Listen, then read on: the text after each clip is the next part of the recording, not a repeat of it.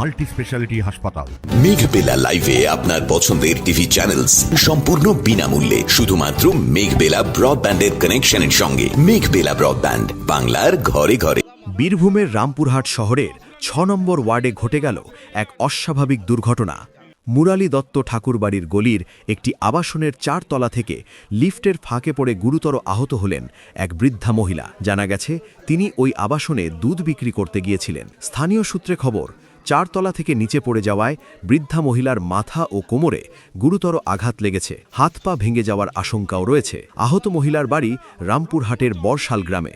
হ্যাঁ, আমি তো হঠাৎ করে আমাকে ডাকছে, তখন এই মেয়েটা একটা কাজের মেয়ে ডাকছে। হ্যাঁ, আপনি কি দেখলেন? হ্যাঁ, আপনি কি দেখলেন? আমি তো এসে দেখলাম যে লিফট অ্যাজ ইট ইজ আছে, ও কি করে ভিতরে গেল। লিফট কিন্তু অ্যাজ ইট ইজ আছে, যেমন থাকে অন্য সময়, কিন্তু ও ভিতরে নিচে কি হয়েছিল আমরা এখন অব্দি কিছু বুঝতে পারছেন। আপনি তো দেখলেন, লিফট তো ঠিকই আছে।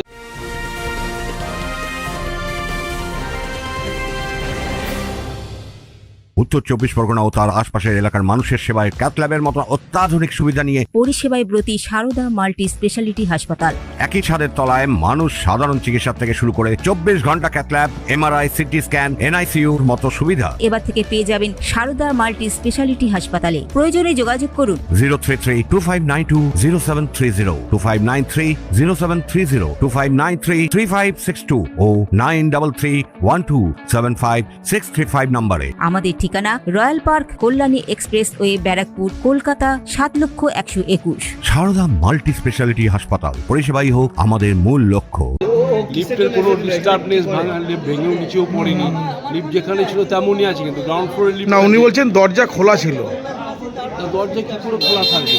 দরজা খুলে তো লিফট চলবে না। যখন লিফট যখন না থাকবে তখন দরজা খোলে না, দরজা তো খোলে না।